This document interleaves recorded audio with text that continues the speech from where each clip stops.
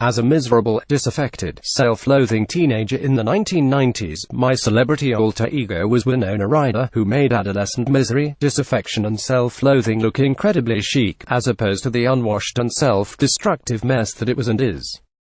A celebrity alter ego is a famous person who has a hint of qualities you recognize in yourself, but carries them off perhaps a bit more photogenically, and, as adulthood beckoned, I looked around for role models to show me how to do the grown-up years well. I gravitated towards cool, older women who looked like they could happily spend a weekend on their own and also like they would be the greatest lunch dates ever. There was Nora Ephron, obviously, and Gloria Steinem, still killing it after all these years. There was also a carefully curated selection of actors: Holly Hunter, Allison Janney, Laurie Metcalf, Sally Field. Yes, I'd think, watching them become even more talented, self-confident and beautiful as the years went by. Those are lives I want. This is the path I'm on. And then, one day, I opened a magazine, saw a photograph and realized I had not grown up to be Nora Ephron or Holly Hunter or even modern-day Winona.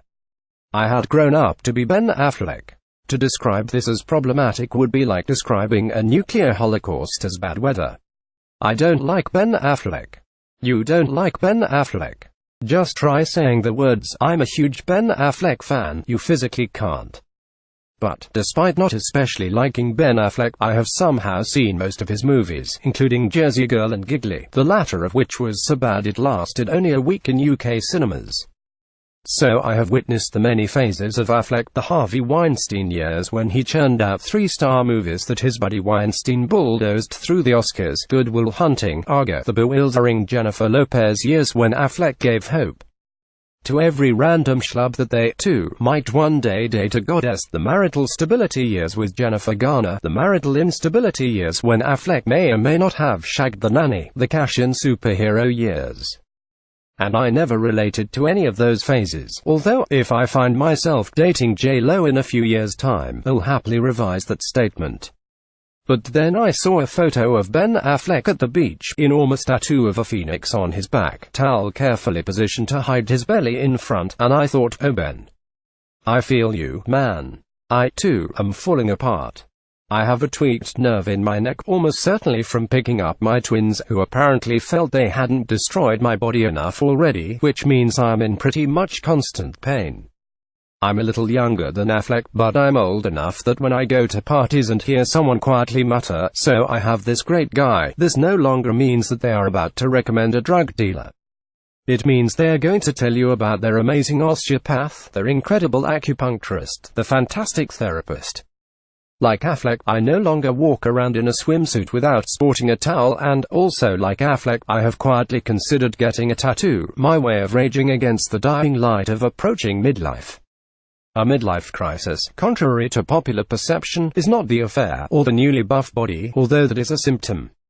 It's the visible difficulty with which someone accepts their age, and Affleck's ongoing midlife crisis is now my #1 obsession. The New Yorker ran an only semi-satirical article about the larger social meaning of Affleck's sadness, prompting Affleck to tweet in response that he's doing fine, and then somewhat undermined that claim by retweeting strangers who expressed their love for him. One magazine recently ran a photo story showing how Affleck always wears stained t-shirts, and another ran a story about his bad taste in t-shirts, both signs of a man who is struggling to dress like the 45-year-old he is, and oh boy, do I feel that. What to wear when caught between Topshop and country casuals? And at what age does looking a bit of a mess stop being charming and just make you look gross? Answer: younger than I am now. Then there was the tattoo, which he insisted was for a movie, until it was obvious that it wasn't. When asked about the tattoo, his ex-wife, Jennifer Garner, clucked condescendingly, "Bless his heart," while his ex-girlfriend, Jennifer Lopez, described it more directly as awful. His tattoos always have too many colors. They shouldn't be so colorful. They should be, like, cooler. The midlife pain, it never ends. Thank you, Ben Affleck. Thank you for being my celebrity alter ego, because you have shown me not how I want to be, but how I don't. You are the canary in the mine for all of us who were born in the 1970s, and you have shown that the way does not lie in dressing how your dad did in the 1980s, nor in dressing how you did in your 20s. Most of all, it does not lie in tattoos. To be honest, I'm not sure what it lies in, but we'll find it together, Ben. You and me, one towel-clad step at a time.